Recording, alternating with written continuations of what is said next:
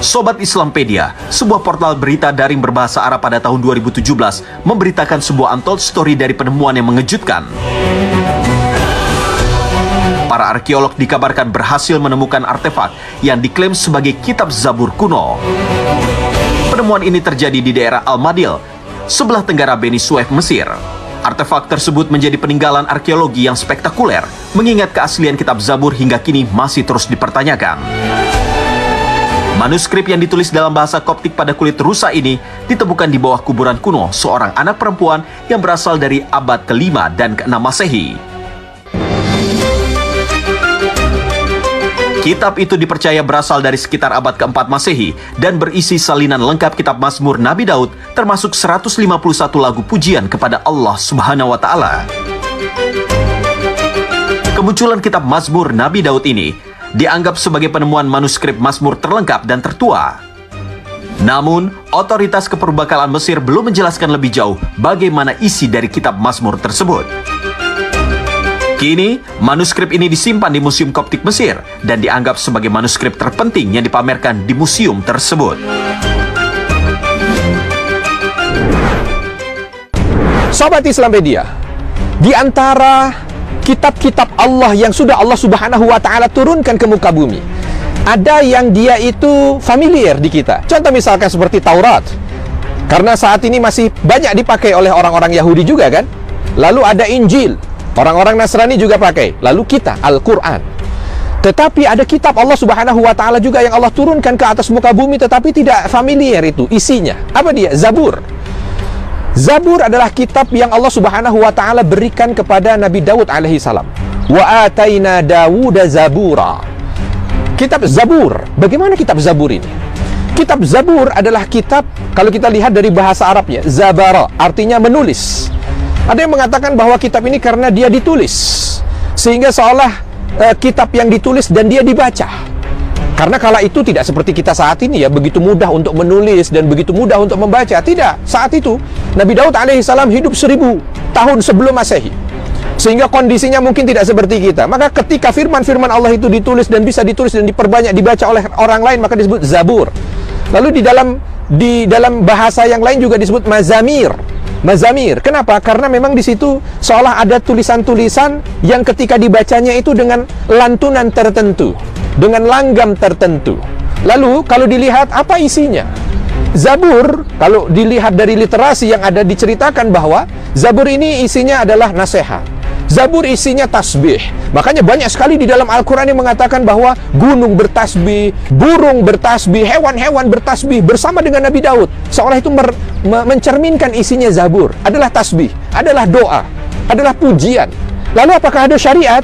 Sebagian ulama mengatakan tidak ada syariat di dalam kitab Zabur, karena nasihat-nasihat, hikmah-hikmah yang ada di kitab Zabur tidak memuat syariat, sebab karena syariat masih mengikut syariat yang dibawa oleh Nabi Musa dalam kitab Taurat. Zabur. Zabur, kitab yang Allah Subhanahu wa Ta'ala berikan kepada Nabiullah Daud alaihi salam, berisi berbagai macam nilai-nilai kebaikan, tetapi di dalamnya tidak ada syariat baru yang diturunkan karena mengikut kepada syariat Nabi Musa yang ada di dalam Taurat.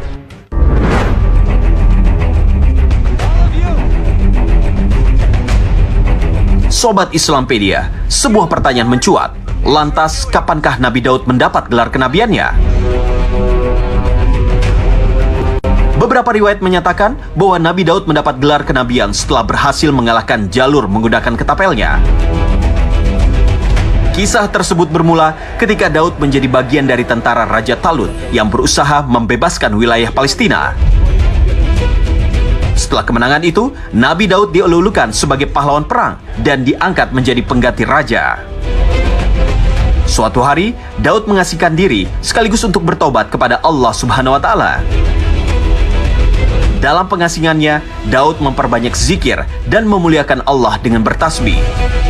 Lalu, Nabi Daud diangkat sebagai seorang nabi dan diwahyukan kepadanya kitab Zabur sebagai risalah untuk disampaikan kepada umatnya.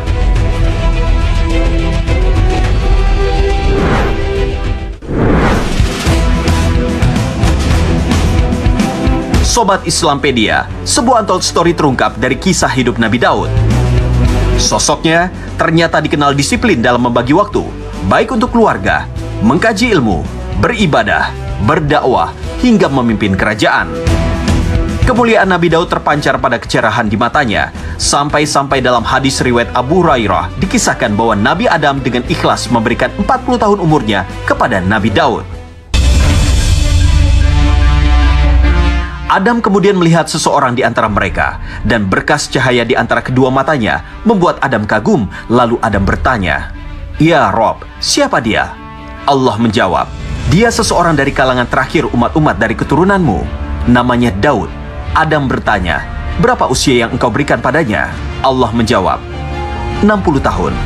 Adam berkata, "Ya Rob, tambahkan 40 tahun untuknya dari usiaku." Hadis riwayat Tirmizi. Pada awalnya, umur Nabi Daud tertulis di Lauhul Mahfuz hanyalah 60 tahun saja. Namun setelah Nabi Adam memberikan umurnya pada Daud, beliau diwafatkan oleh Allah Subhanahu wa Ta'ala pada usia 100 tahun. Wallahu alam bisawab. Sahabat Islam Media, puasa terbaik adalah puasa Nabi Daud, dan sholat terbaik adalah sholat Nabi Daud. Bagaimana? Karena Nabi SAW menjelaskan puasa Nabi Daud adalah sehari puasa, sehari tidak, sehari puasa, sehari tidak. Sholat Nabi Daud bukan sholat sehari tidak, bukan. Sholat Nabi Daud alaihissalam membagi malamnya. Malam pertama tidur, lalu berikutnya bangun untuk sholat, lalu tidur lagi, lalu bangun lagi untuk sholat, lalu tidur lagi, lalu bangun lagi untuk sholat. Menunjukkan betapa Nabi Daud alaihissalam adalah seorang hamba Allah yang mengisi hari-hari, mengisi waktunya semuanya dengan ibadah kepada Allah. Makanya terlihat sekali intensitasnya yang paling dekat, seolah begitu. Nah, bercerita tentang puasa Nabi Daud, Abdullah ibn Umar ketika bertanya kepada Nabi SAW puasa apa yang paling baik, Nabi menyampaikan puasa Nabi Daud. Ketika Abdullah bin Umar mengatakan, "Aku bisa lebih mampu lagi untuk puasa lebih dari itu ya Rasulullah," kata Nabi, tidak ada yang lebih dari itu. Kenapa? Yang paling baik adalah puasa Nabi Daud. Dan kalau kita lihat beberapa pendapat para ulama, di antaranya Imam Ghazali mengatakan, memang betul di antara, kalau dilihat mana sulit puasa sehari puasa, sehari puasa sehari tidak, sehari puasa sehari tidak, dengan yang puasa terus-menerus, mana yang sulit? Ternyata sulit yang puasa Daud. Karena puasa Daud ini sehari dia ditekan nafsunya, sehari dibebaskan, sehari ditekan kembali, sehari dibebaskan. Jadi seolah bagaimana nafsu ini dilepas, ditarik, dilepas, ditarik. Berbeda ketika ditekan terus, maka akan lebih mudah buat dia. Kenapa? Karena sudah terbiasa. Dan ternyata betul apa yang disampaikan oleh Nabi, melalui tajribah ini pahalanya lebih besar, karena ini lebih sulit. Nah, kalau ditanya adakah puasa yang atau ibadah yang bisa menyaingi Nabi Daud? Kalau untuk puasa, maka Nabi SAW sudah menyampaikan tidak ada puasa yang lebih baik daripada puasa Nabi Daud alaihissalam. Oleh karena itu, bagi yang ingin berpuasa, berpuasalah. Tetapi ada juga puasa yang dia mampu untuk bisa membuat seorang itu seolah puasa 1 tahun. Mungkin kalau dilihat dari segi waktu, orang tidak bisa puasa Daud selama 1 tahun, puasa ini